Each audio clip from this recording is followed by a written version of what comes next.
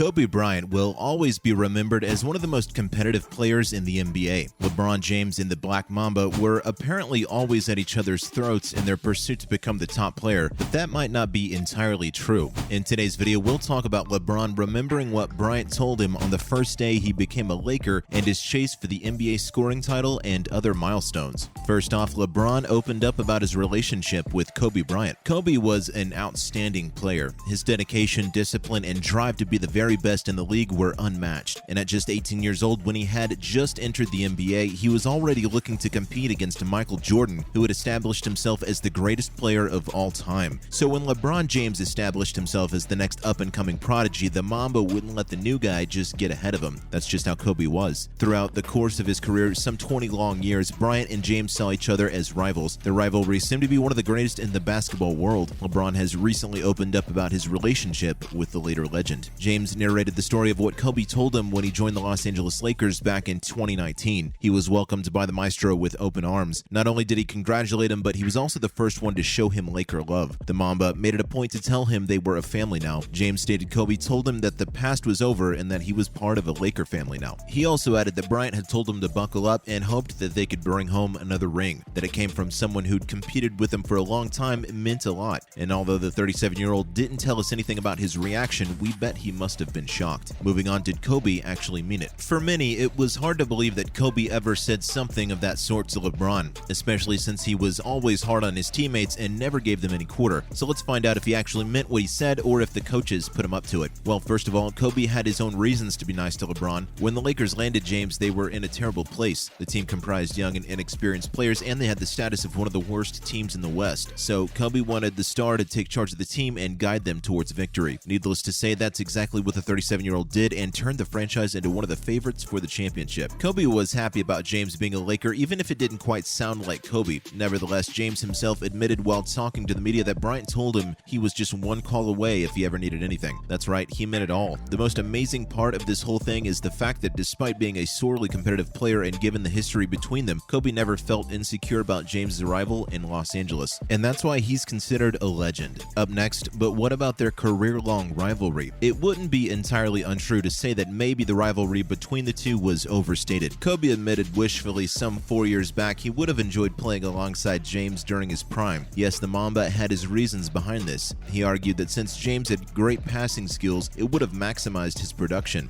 During an appearance on the Holding Court with Gino Auriemma podcast in 2017, Kobe admitted that the best fit for him on a team would have been LeBron. He added that the 37-year-old was a passer and a facilitator by nature. Kobe was a deadly finisher and scorer, but he struggled with passing. Remember the time when he told Shaq to his face that he won't be passing the ball? Yeah, that's what we're talking about. Anyway, he believed the duo would have complemented each other well on a team. And while they never faced off against each other in the playoffs, they were always going toe-to-toe for the title of the best player in the league. The two consistently expressed a deep sense of respect and admiration for each other over the years. The media, however, only ever talked about their competitiveness and rivalry. Moving on, in a nutshell, Kobe had a tendency to be extremely competitive even at the cost of his relationship with his peers. However, towards the end of his career, he became friendlier and more supportive of his teammates. While it's true that James and Bryant were always trying their best to come out on top, they always respected each other as players. Kobe admitted he knew LeBron for a good player and the two were good friends. Similarly, James also revealed that Kobe was someone he looked up to and competed with when he came to the league. Now that the Lakers star is on his way to breaking the most coveted record in NBA history, Kareem Abdul-Jabbar's career points, we don't know what Bryant would have said, but considering his ways in the past, Kobe would have been extremely proud of James for doing it in purple and gold, but only after the late legend was done challenging him to a one-on-one. That's just who he was. And on that note, let's talk about the most expected things for this season: LeBron's chase for breaking the NBA record for the most points scored in one's career. Coming up next, LeBron James' chase for the NBA scoring title and other milestones. First off, would he be able to do it? To be honest, it's only a matter of time. It's speculated the 37-year-old is on his way to breaking the highest career points record this season. He's an exceptional player and has all the skills needed to rake points on the courts. Currently, he has around 37,062 points to his name in the league, just 1,326 points short of Kareem's record. Broad math reveals that he'd be able to score at least 1,500 points this season, just like his previous seasons, except for his rookie year. Add that all up and you've got your answer. Not only can he do it, but he's also well on his way to breaking the record if only he avoids getting injured. Moving on, let's get into the specifics. Let's do the math on his chase. There are at least 82 games per team every NBA season. Although he's completely fit even at 37 years of age, it's highly unlikely that he'd be able to play in all 82 games. His stats reflect that he's played around 56 games per season during the past 4 years. If we assume that he'd be able to appear in 56 games this season, he needs to maintain an average of 23.7 points per game to break that record. Fortunately, the only time he's averaged less than 24 points per game was his rookie season. Adding on to the good news, he's averaged 30.3 points per game in his last season. Lastly, what other milestones could he achieve this season?